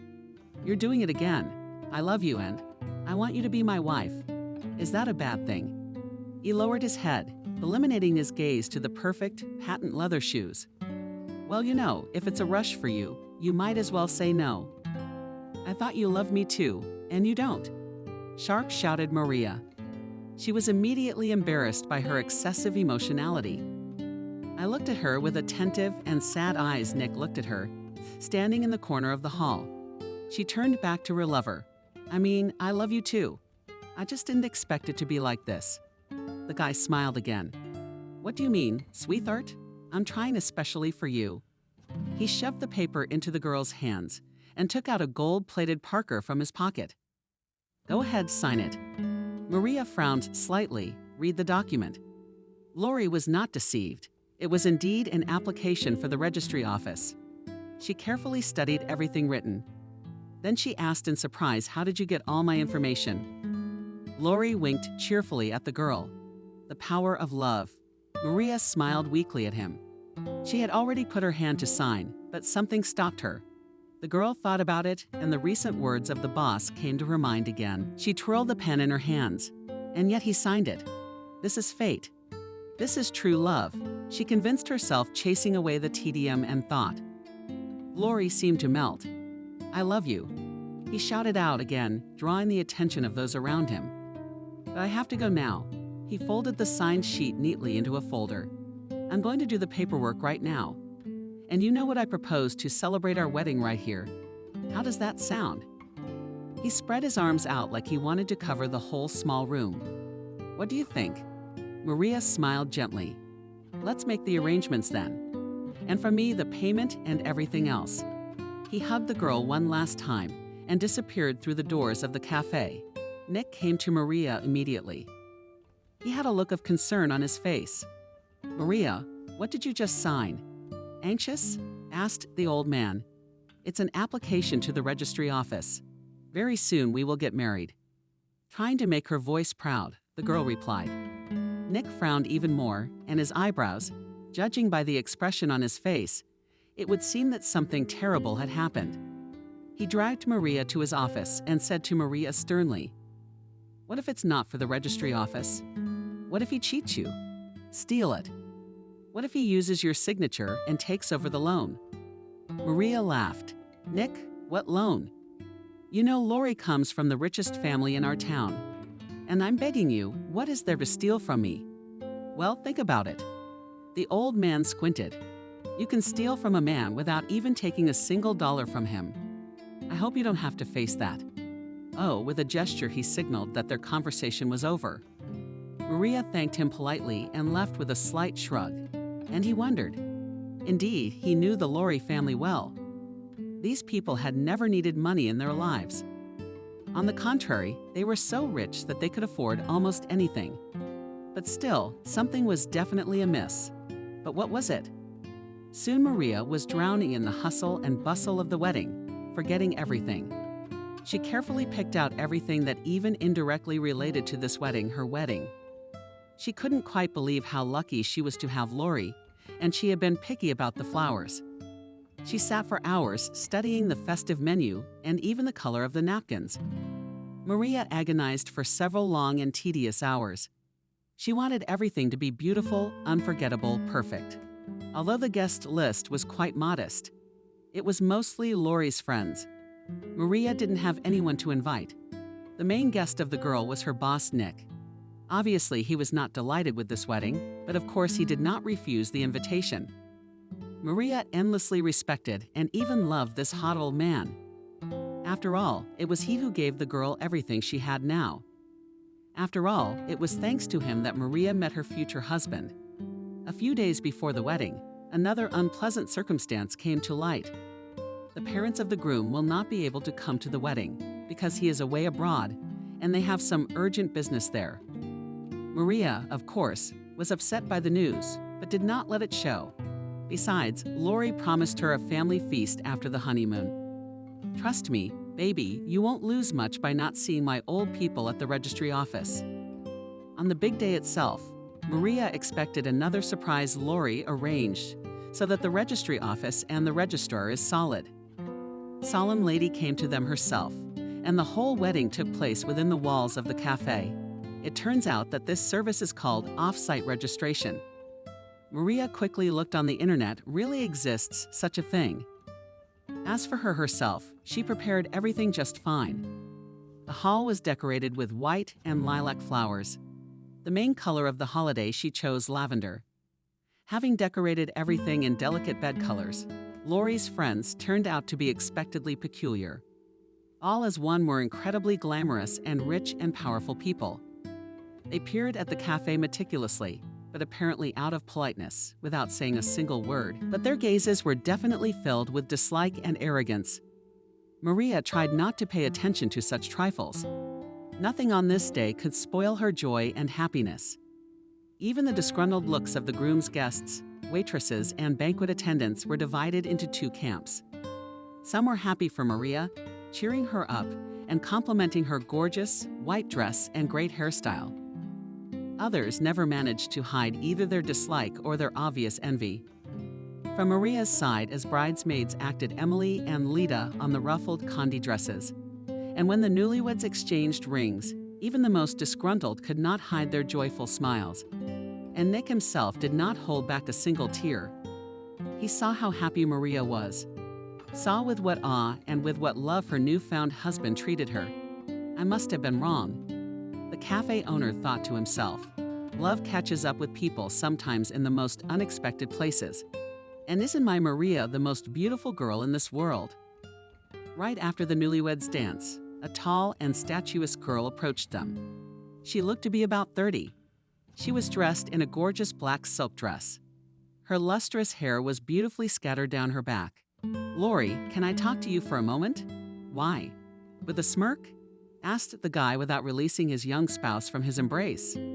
"Put it this way, I have nothing to hide from my wife." And he laughed merrily, looking Maria in the eyes. Maria was embarrassed. "Well, if it's something important." "No," said Lori. The girl who approached them pressed her lips together with a long and attentive look, looked into his eyes, and then said, "Okay, I will tell Lori. Please, think properly about your married life." She chose her words carefully, and Maria realized that there was nothing this pretty girl could say directly. You know, living people are not toys that can be used and thrown away for uselessness. She finished mysteriously, shook her head, and walked away.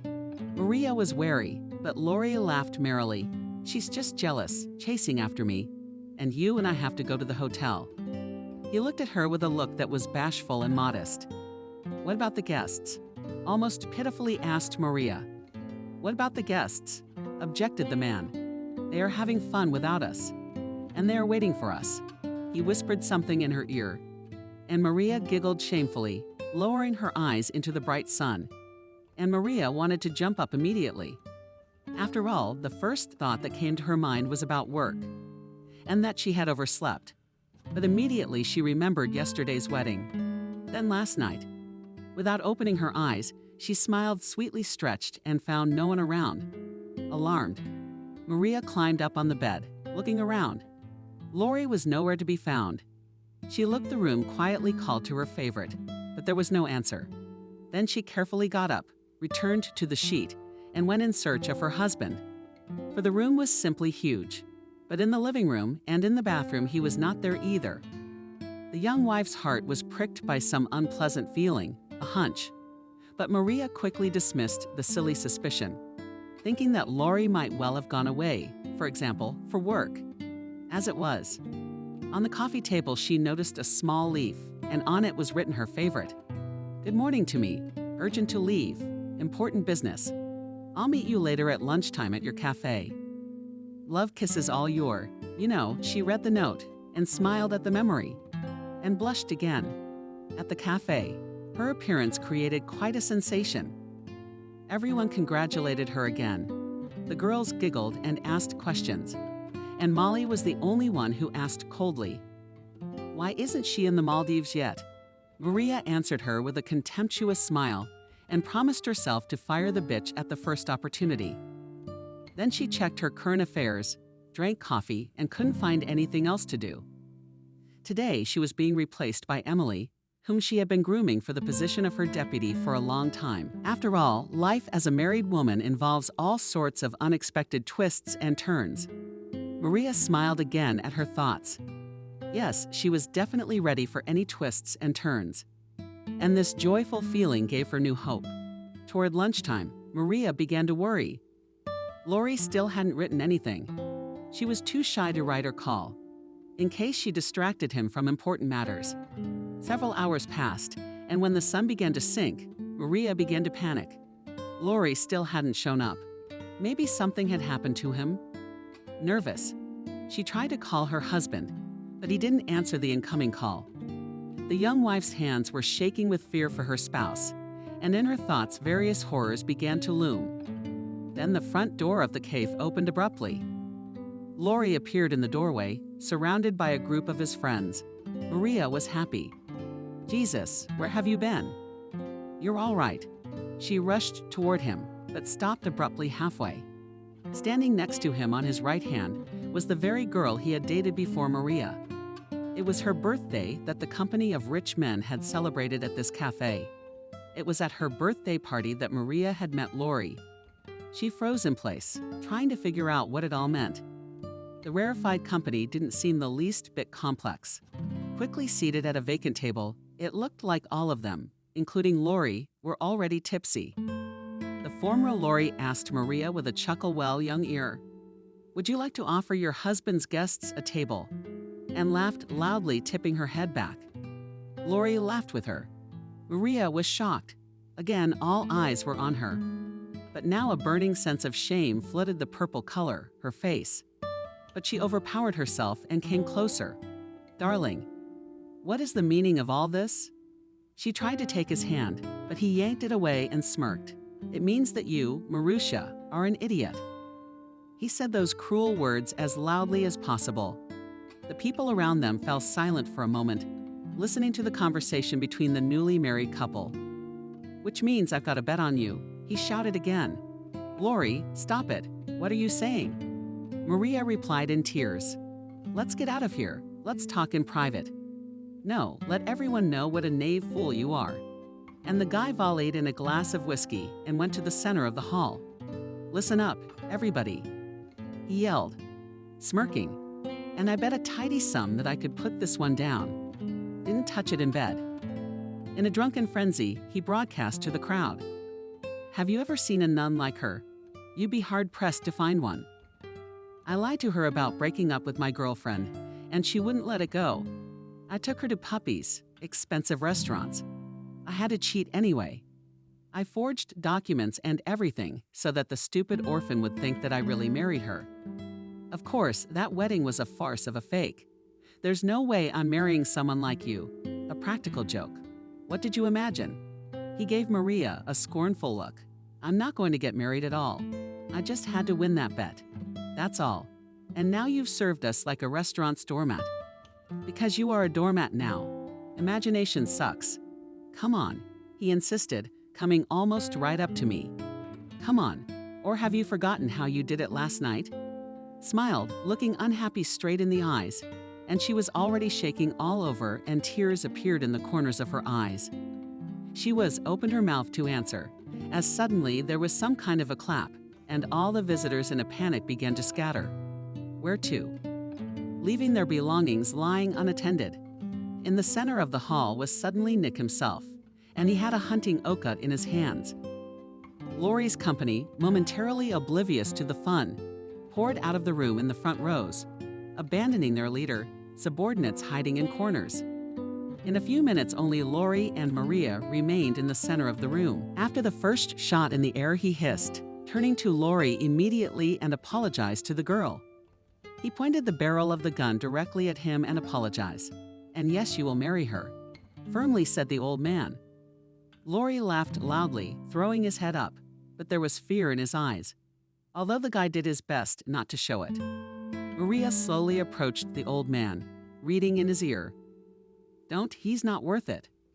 The chief did not answer her anything, only impatiently drove his shoulder in fear of her hand, and did not lower the gun. "Where are you?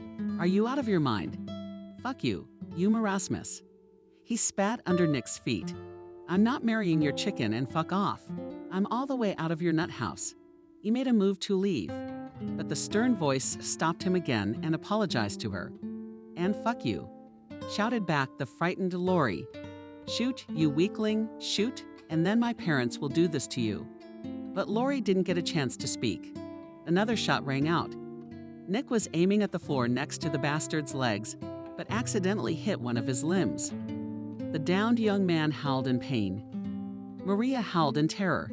The cafe workers ran out of their hiding places. Nick slowly approached the guy lying on the floor. "You apologize and marry her," he repeated stiffly. He looked around at his staff and tossed carelessly. "Call an ambulance for this scumbag." The old man spat at Lori and disappeared through the door of his office, leaving everyone completely bewildered. Maria rushed after him. Nick, Maria ran into the office, falling to her knees in front of the old man. Thank you. Thank you for standing up for me. But what happens now? What's gonna happen? You'll go to jail, won't you? In tears, she screamed. The old man lifted the girl up, sitting her down on a table nearby. Come on. Don't cry, he said, stroking her head. Against this advice, Maria burst into tears with renewed vigor. She felt humiliated, destroyed, trampled into dust, wide patent shoes, scum, rich. Besides, she was also guilty. She had framed the only person who had treated her sympathetically, who had accepted her and given her a ticket to a normal life. Finally, Maria looked up at the old man with her eyes swollen with tears. Forgive me. Quietly, she stretched out. Forgive you. You need to get away immediately. You know he has very powerful parents. You must leave immediately, she said firmly. Calm down, it's not your fault, calmly replied the old man. And nothing terrible will happen to me, I assure you. He lifted himself up, leaving Maria sitting on the table, poured her a glass of water from the bolero he had in his office, and continued talking to Maria. I know his parents really well. These people are quite decent. Believe me, if they found out what happened, they would take your side. But if I do go to jail, well, that's my fate. I don't regret what I did, the old man concluded. They're in tears. Maria thought for a moment. She slowly drank the water and said firmly, I think I know what we should do. 3 weeks had passed since the horrifying incident, and still nothing was known about Loria. Thinking over everything that had happened, Maria caught herself an angry and even dangerous thought. She realized that she wished Lori were dead. Realizing this, she became seriously afraid for herself. To wish a man dead, how did I get to this point? She thought with horror, unable to banish these demonic thoughts from her head. Time passed, but so far no cure. Contrary to popular saying, but in this short time, once naive good Maria became a completely different person. What had happened had made her older and wiser. Sometimes it seemed to her that she was like a phoenix bird, burned to the ground, and rose again from the ashes. One day, she finally decided to act. Eve noticed that she would be late in the morning and went to the police station. The officer on duty greeted her blankly. He was sitting at a small desk with his head bent over some papers. Please have a seat. I am a junior sergeant of the Internal Service, Michael. What's your question? He raised his head, and Maria cried out in amazement. Mike, is it really you? And the young sergeant, as it turned out, had forgotten how to breathe. With widened eyes, he stared in amazement at his visitor. Maria, I can't believe my eyes. How beautiful you have become. Maria smiled weakly, involuntarily embarrassed, and averted her gaze before her sat her Mike. Her first and probably only true love. The last time they had seen each other was many years ago, the day when he was still a teenager leaving the walls of the orphanage. Since that day, she had often thought of him very often. You're an investigator now. Yes, such a young guy smiled broadly. Well, almost. I'm still an assistant. I'm a fast learner. My superiors praise me. They say I'm gonna do great. He took a breath and stopped talking. What about you? I'm a fool to be crucified. Something happened to you, didn't it? Come on, tell me. By the end of her mournful tale, he was shouting in a rage that didn't hide his anger. I'll kill that asshole. Maria waved her head. No. Calm down, please. He's not worth it. Eventually, after consulting with senior colleagues, they prepared a statement accusing him of fraud and rape. Maria. Michael gently touched her arm. I realize you're having a hard time right now, but maybe we can go out with you somewhere. But Maria pulled her hand, and tears came to her eyes again. No, I can't yet. I'm sorry. Lori limped out of the cab. Maria had called him a couple of hours ago and asked for an urgent meeting, without giving the exact reasons. The guy was at first taken aback by such impudence, but after thinking about it, he decided to meet. He immediately called his friends, inviting them to go together to mock this bearded beard. He cheered them up, but most of the warm company of majors did not want to get involved in the story again. In the end, only 2 people wanted to go with Lori, his girlfriend Helen and a buddy named Jacob. Helen helped the guy out of the car, holding him by the elbow. His leg was still in a cast. Jacob was shy in the bright sun, standing already near the door of the cafe. Lori hesitated, looking at his girlfriend. "Why do you forgive me everything?" He mentally asked this question to himself when the door to the cafe opened. Lori prepared to shout some nasty remark about his fictitious wife, but froze in place in the hall in the company of Maria and that fictitious old man who had almost shot him, sat his own parents. "There you are," the boy's mother looked at him menacingly. "Sit down." She pointed him to the seat beside her like a schoolboy in a Skoda. Lori slowly lowered himself into the seats offered to him. He turned around. Helen and Jacob were already gone. He swallowed hard, realizing that his parents would not approve of his behavior. Maria was the first to speak up. "Look," she nonchalantly slid Lori a piece of paper. He took a quick look at the paperwork and was stunned. It was a summons to the police, with a copy of Maria's statement attached. He looked at his parents. "It's not my fault. None of this is true," shouted he, excusing himself. "Shut your mouth," bellowed the boy's father, hitherto silent lice. "Listen to what she has to say." Maria firmly pronounced, "If you don't fulfill what I demand, I won't take back my application. You'll go to jail for fraud and rape." She paused for a long moment. "I hope you're aware of how rapists are treated in prison. Parents are not going to help you, as you already realize." The girl looked at the elderly couple. They nodded synchronously. Maria continued, "But you have one more option. I can take back my application, but only on condition that you marry me. I'm expecting a child from you." She looked at everyone present and summarized the choice for you. Lori was sullenly silent. The news that he would soon be a father did not add to his enthusiasm. Finally, he looked up. "Ah, so you're all in cahoots." "I see. Then I'll sue you." He put his foot forward. "Do you think attempted murder with a firearm carries the same sentence?" He looked menacingly at Molchanov Nick, but he did not answer him with anything but a contemptuous look. Maria rose from the table and threw Lori carelessly. "Don't think." She left the room without waiting for him to respond, knowing full well that Lori had been out of options a couple days ago. Thanks to Nick, she had managed to contact Lori's parents and told him about their son's behavior. The couple was shocked to hear what they had heard. After learning about the girl's pregnancy, they began to talk her into a real marriage. Maria agreed. She did not want her child to grow up fatherless. Lori's parents promised to deal with their own offspring. When they found out Nick had shot their son, they weren't even particularly angry.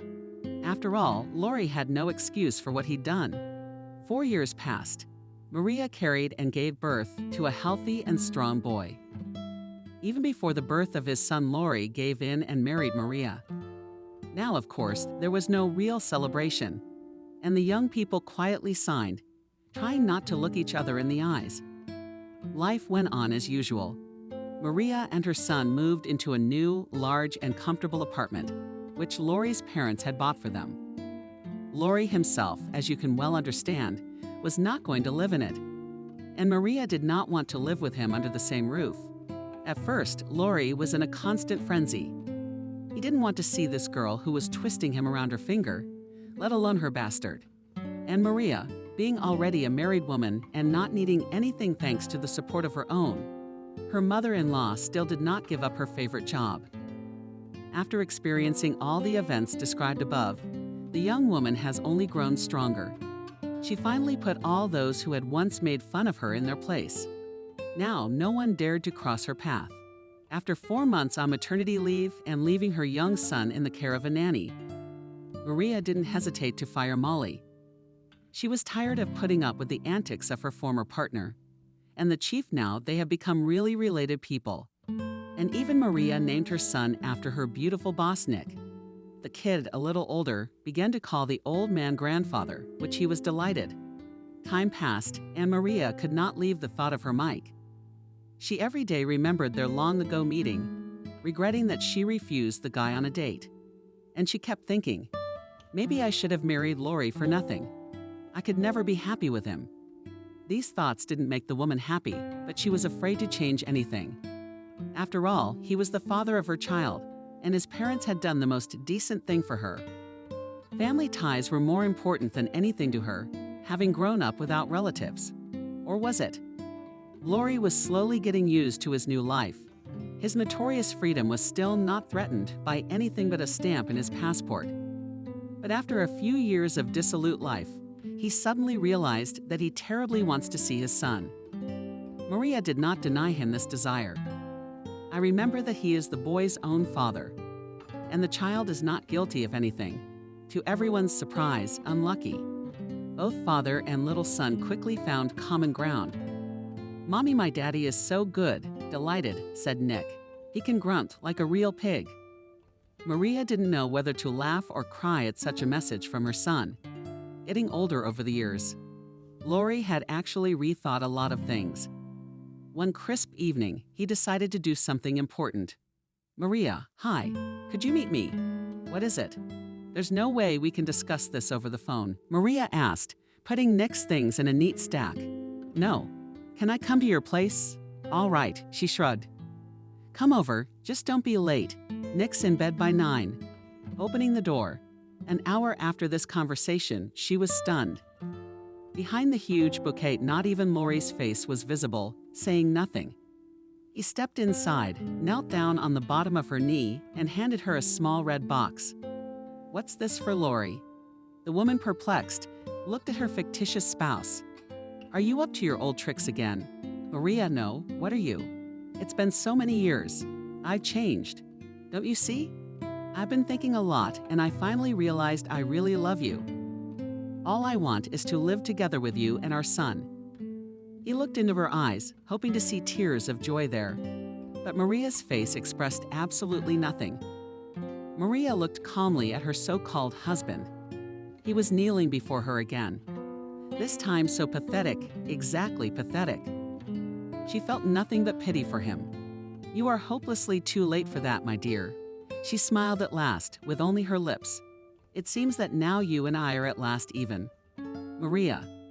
He tried to grab her hand, but she yanked it away sharply. "No, Laurie, you can see Nick whenever you want." "What about me? I don't love you anymore. I don't think I've ever really loved you. I'm filing for divorce tomorrow." A leisurely gait. A young, beautiful, self-confident woman walked along the embankment, reaching the very bench where she and the girls used to sit many years ago. She smiled, went to the ice cream stand, bought herself the biggest cone, and with a satisfied sigh, sat down and looked at the bay. Now she knew for sure that there was not and had never been a place in her heart for Laurie ever. Her big loving heart belonged to only 3 living beings in this vast world: her little son, her named Father Nick, and the old fat cat. But maybe there's room in it for someone else. Who knows? In the distance, a male figure gradually emerged from the fog. It drew closer, taking on a familiar shape, and finally became fully embodied. "Maria, hello. How nice to see you. How are you? What's new with you?" he asked. He sits down next to me. "Hello, Mike. I called you to tell you that I divorced my husband yesterday." Maria smiled. "And if your heart's still not in the right place, maybe we could go out." "Definitely go out." He smiled happily. A year and a half later, the same embankment again received these two, but already in the company of a pretty pink wheelchair and a completely gray-haired, but still very cheerful and confident man. The whole company was leisurely walking along the bay, every now and then peeking into the cute transportation and succussing with its passenger. Reaching a kiosk with ice cream, they met a tall, handsome man who brought a boy of about 7 years old and handed him to them from hand to hand. The happy family slowly left, and the boy after some time turned around and waved to the man. And he answered him with a smile, waved back happily, and then did not leave, but stood in one place near the ice cream stand and looked after them for a long time.